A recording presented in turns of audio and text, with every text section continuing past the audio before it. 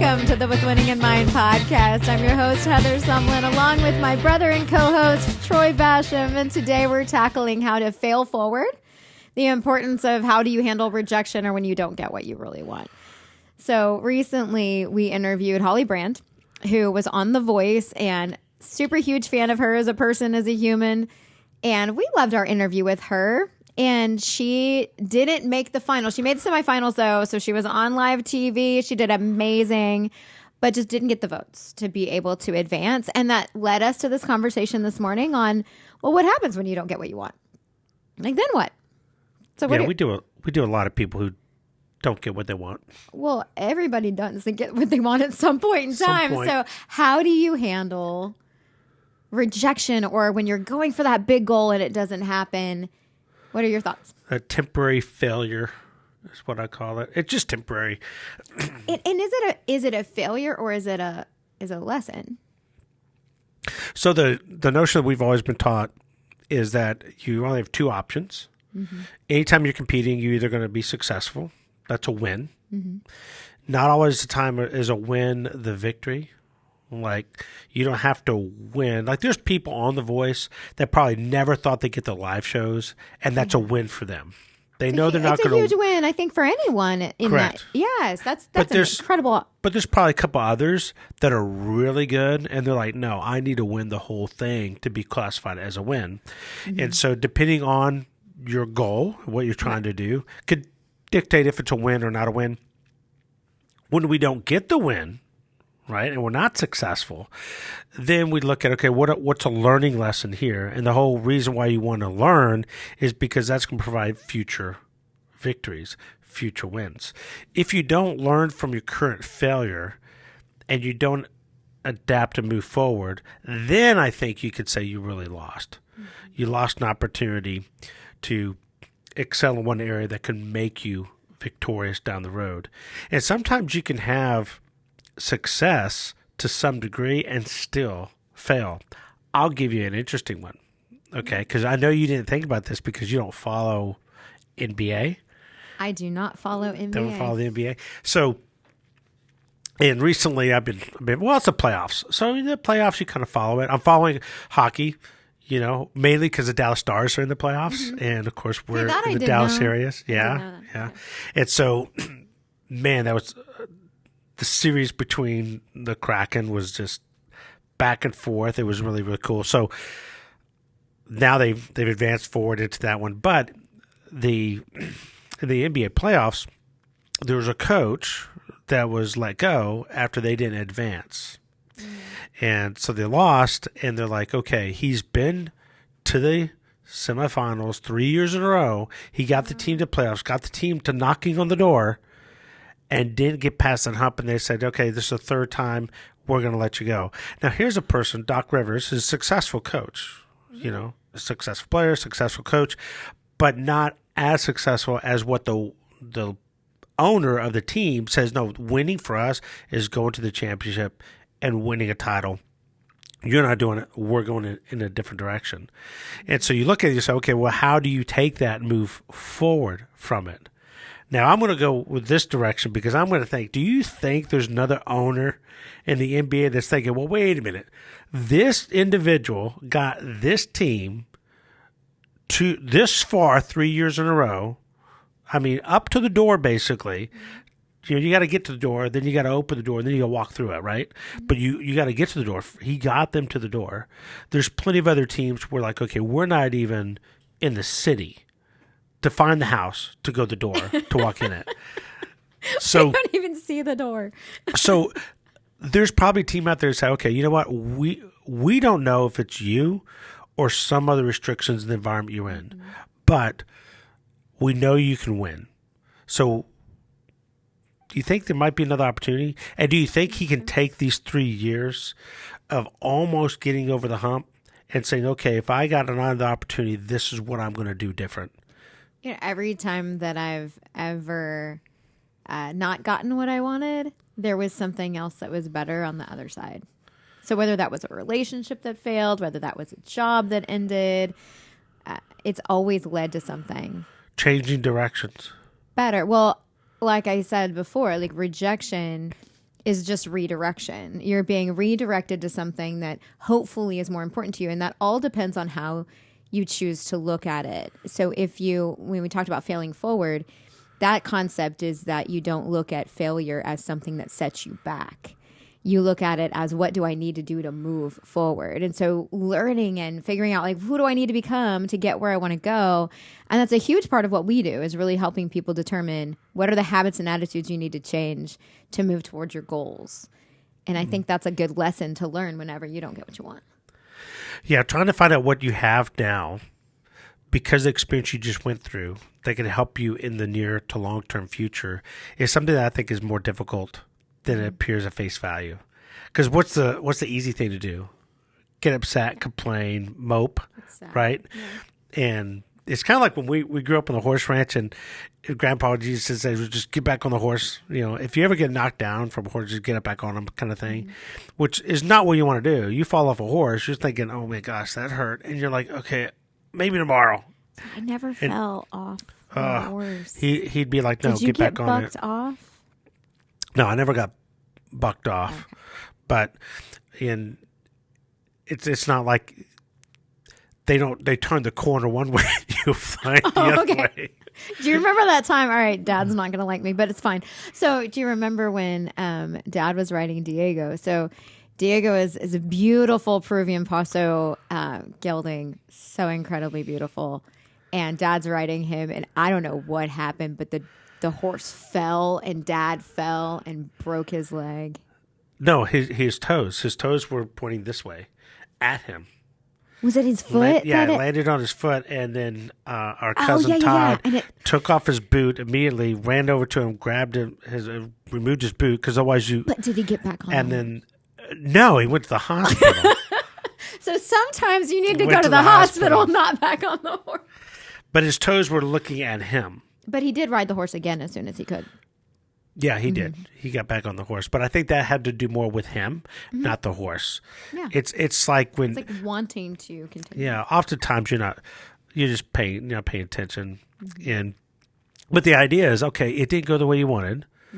Reset, kind of move forward. But I think what we're talking about here is that there might be some things that were out of your control that caused why you didn't get what you wanted. Like, for example, Holly, she can't control how many votes she gets and how many votes someone else gets. They gave us a 5-minute window. Oh, everybody, you better be at your phone during these 5 minutes to vote. That's a really tough challenge. Yeah. And so it just really... How many people are like, oh, man, I could get my votes in. I could get my votes in. But then, then again, we don't know the fan base of the other contestants. And it becomes a little bit of a popularity contest in conjunction with the talent part of it. And some of it is just the way the dice are thrown, the way things fall, your direction or not. But the main thing is, are you taking what is a perceived failure and are you letting it bother you to where you take a step back and then mope? Or are you taking it and say, okay, what can I learn from this and move forward as what we're talking about? Right. And these examples we're talking about with Holly in the voice, with Doc Rivers in the NBA, they have an opportunity to propel forward. Oh, absolutely. Because Doc Rivers, he still has plenty of years that he could coach if he wants to. Holly's got a whole future ahead of her. Oh, this has been amazing. She wants to. This has been an incredible experience, and she's loved every minute. So I think it's going to be just catapult her towards success. The other thing I want to bring out is, speaking of things that aren't your fault, right, is that in some sports, you simply age out. And in others, an injury might cause you to rechange and redirect your career prematurely to what you want. Right. You take someone who got hurt, someone else comes in, they play outstanding, and they're like, can we bring this guy back in? Maybe not. And he's kind of towards his end of his career, and he's like, well, wait a minute, why is this new guy getting the attention here? I've put all this time in. I've got a couple years left. Why don't let me have the reins and put this guy back on the sidelines? It doesn't work that way.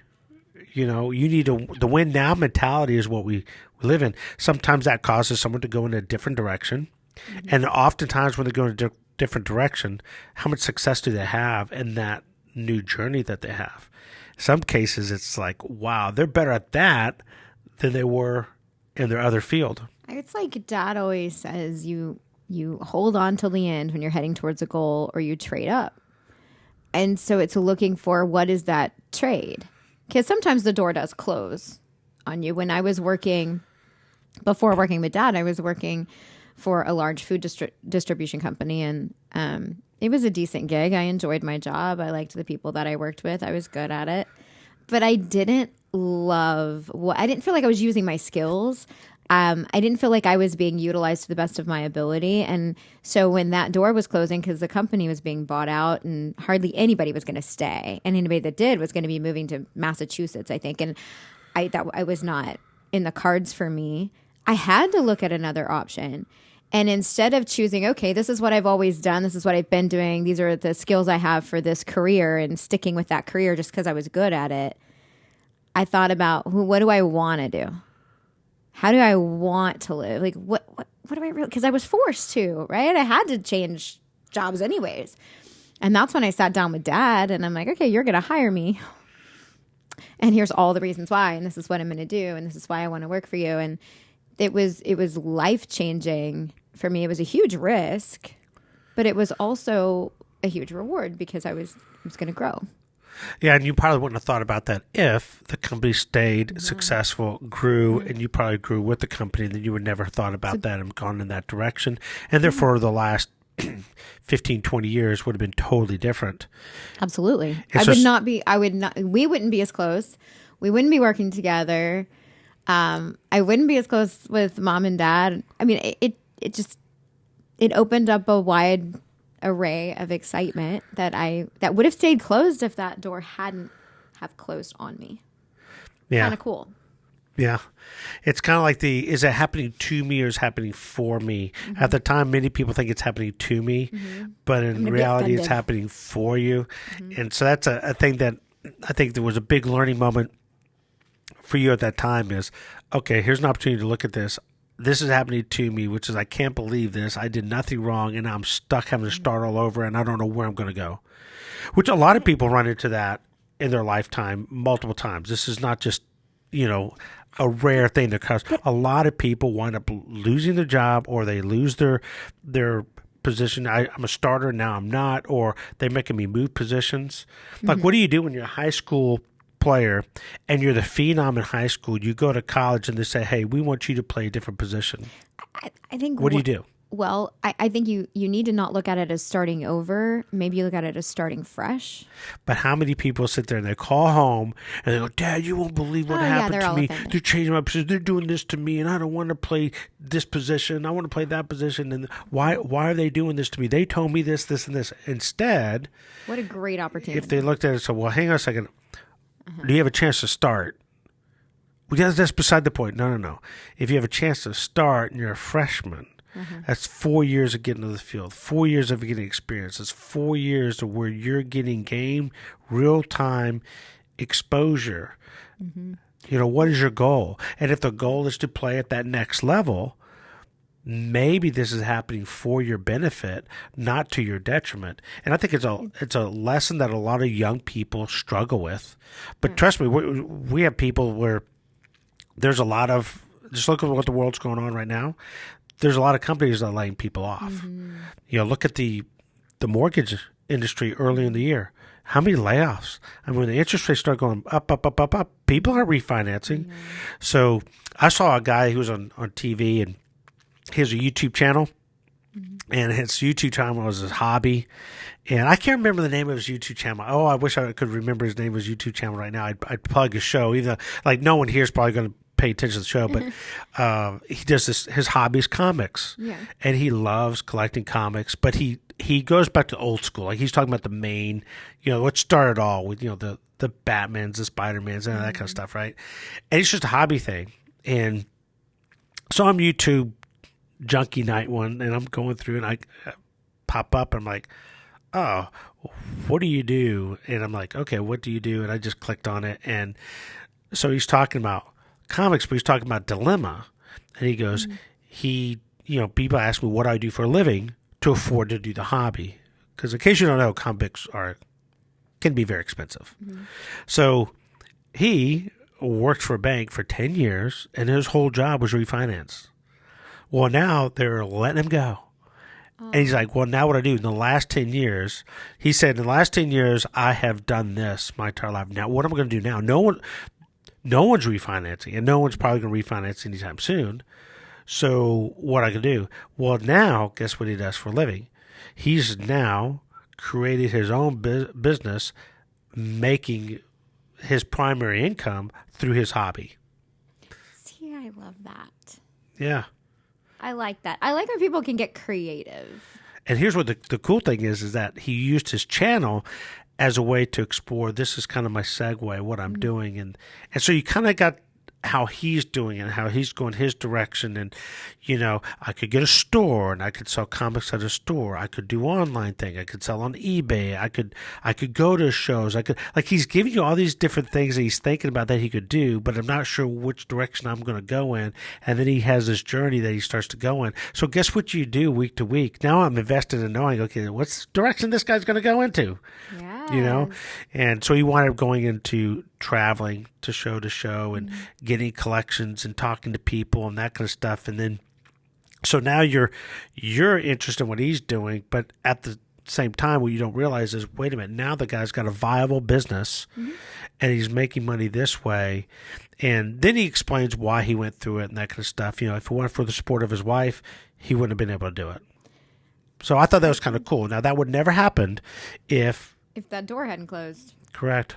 Mm-hmm.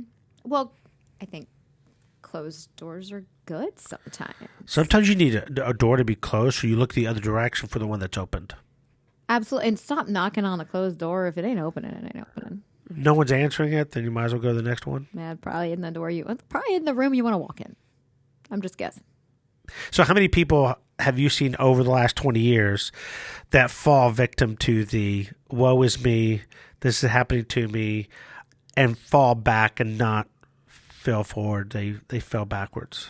I mean, I think there's a lot of people, and I think we all do it to an extent. I think we would be, there are times when in your life when something doesn't go your way and you sit in it a little longer than you should. But I think for the most part, client-wise, the majority of them, like if they call me afterwards, we're going to have a conversation about, wow, what a great opportunity. Like, let's look at the opportunity. There's always opportunity in adversity.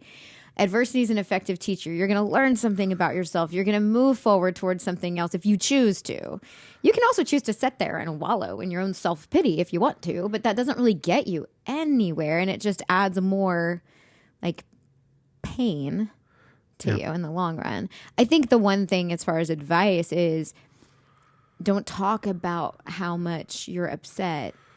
Start to rechannel and talk about, what do I need to do next? Move forward towards something else instead of being stuck. What would those steps look like, you think? For the average person watching this, they're like, okay, but I understand what you're saying, but can you give me a little direction on at least a starting point of how I can move forward in what you're saying? What would you suggest to them? I think the first thing that I would say, so let's, hypothetically speaking, let's say it's like a pageant person, because I do a lot in pageantry, and a girl has been working towards this goal for years and years and years and doesn't get it. And I think we talked about this in a previous podcast too. But the first question, not the first question, but one of the first things I want her to do is to recognize the value in the journey that she's just been through. Like, what are all the things that you learned? How did this pursuit of this goal actually help you, build you, grow you, help you become a better version of you? There has to be something that you gained through the pursuit of this, even if it's perseverance, even if it's learning how to struggle well.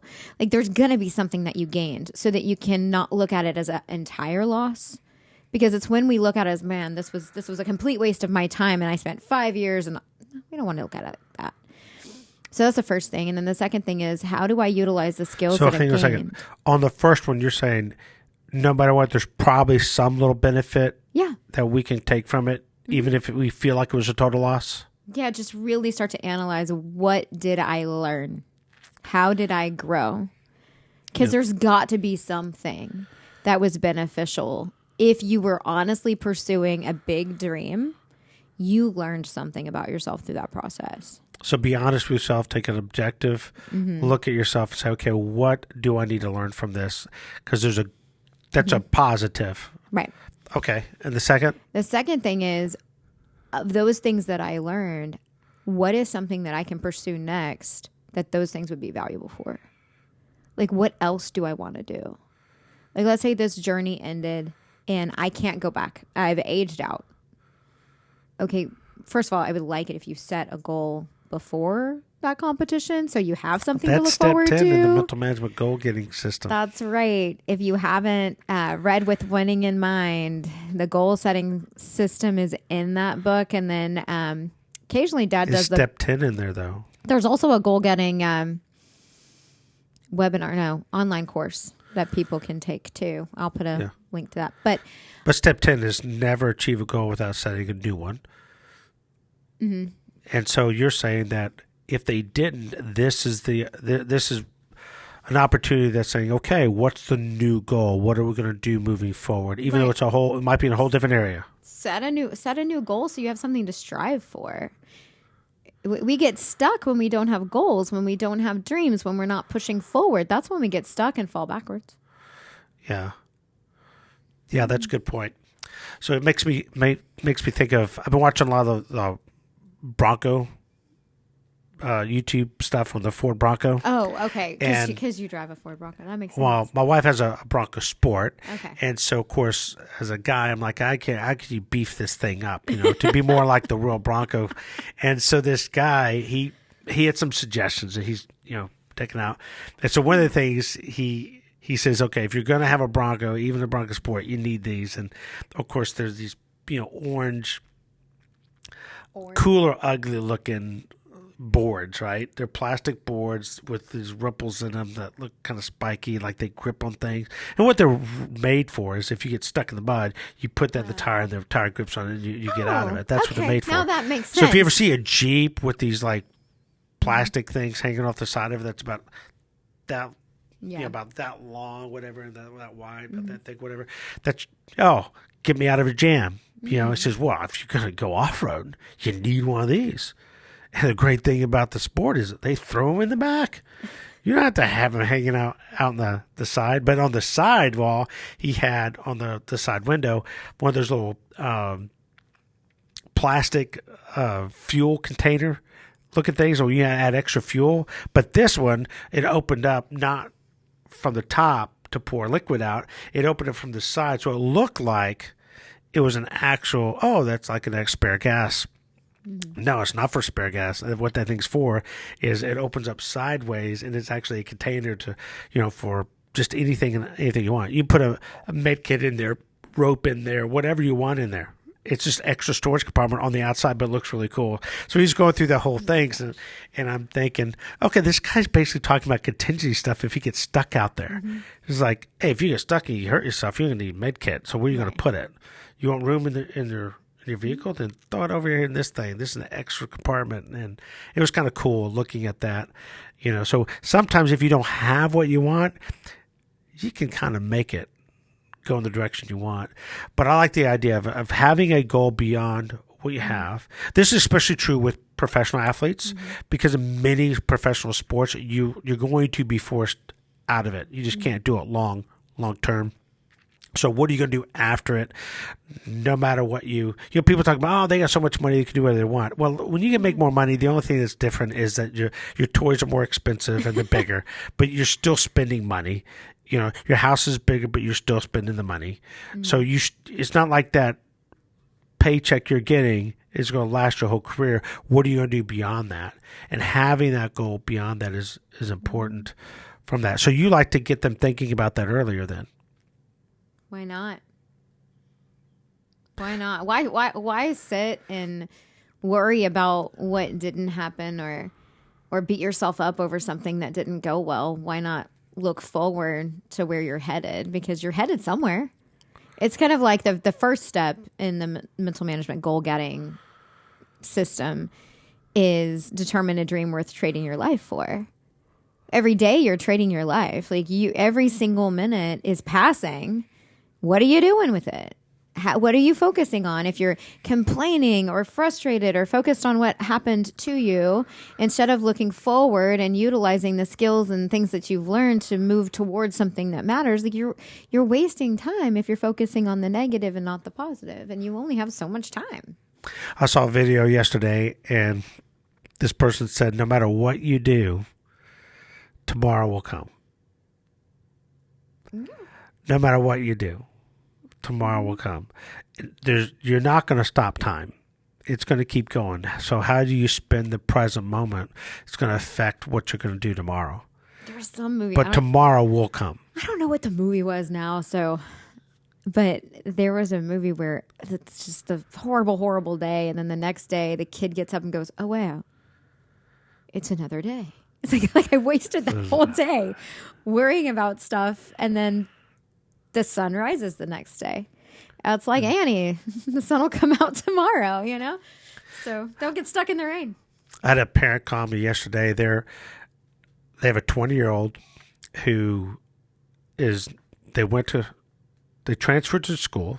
Mm-hmm. School they transferred didn't work out. Now they're transferring back, and calls me up because the kid is just distraught.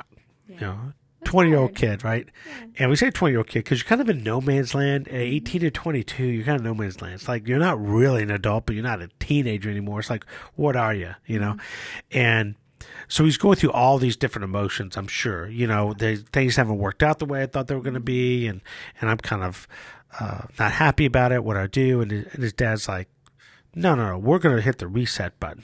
Ooh, I like that. And he says, so he called me because so. Would you be interested in helping us kind of reset things? Okay. Golf's his passion. Mm-hmm. Okay. But instead of playing in college, come back close to home, go to school, and then we can work on getting the game back to where we need it to be. Mm-hmm. And then when you graduate college, then we can look at maybe pursuing a golf career. Yeah. Kind of like resetting everything, moving forward. And he goes, do you think that's possible? I said, yeah. I said, it's easy. Just divide your time in 3 parts. So 60 hours a week is what he's got to be committed to. He goes, okay, what do you mean? I said, well, he's going to spend 20 hours going to school. Let's just figure 15 credit hours. That means you're in class 15 hours, right? Mm-hmm. And then give yourself another 5 hours to get to and from those classes. I think that's fair. 20 hours for studying and homework, because you have to study outside the classroom to pass your classes and doing projects, that kind of stuff. But this kid's really, really smart. So I don't think he needs more than 20 hours. And then third is 20 hours of golf. Golf is like your side hustle. School's like your job. You spend 40 hours on your job. You're going to spend 20 hours on your side hustle. I said, that's exactly what we're asking them to do, that people do every day just to pay the bills. And so now, not only is he working towards accomplishing a degree and getting his golf game better, but we're developing the habits he needs to have when he gets out in the real world. And Dad's like, that's a great idea. I like that. You're so smart. I know. And 60 hours a week. Think of how many hours are there in a week. He's still got plenty of time to hang out with friends, sleep, and eat. He's good to go. And he goes, okay, I can't. So once they get his schedule, we're going to sit down and figure out how do you break out this 60-hour week. And so I'm excited to see what he does. But, you know, I'm sure he's looking at, man, I failed in this way because I didn't get what I want. But I do like what you said, is that there's no way that you didn't learn something from this experience that's going to help you. And it's okay to not get what you want. Is it really? Yeah, because sometimes what you want is not what you need. At that time. That's right. Sometimes you get what you want later on in life and you don't realize it. You take time to earn something. And then what's the old saying, you know, the principle of value? People appreciate things in direct proportion to the price they pay for it. Mm-hmm. So if you're not paying a price to get what you want, maybe that's why you're not getting it. And maybe this is now the price that you have to pay to get what you need. Yeah. So any closing points for today in our topic about failing forward? I think the main thing is just to realize that failure is never final nor fatal. And so I think the idea is to look and evaluate yourself and move forward towards a dream that matters even more to you than the dream that ended. Thank you so much for listening. Like this if you do. Join our Patreon membership if you will. Our silver and gold level members receive a video each week that Troy and I put together specifically for them. I think we're going to talk a little more about how to fail forward successfully and utilize the mental management system in the process. Y'all have a blessed rest of your day.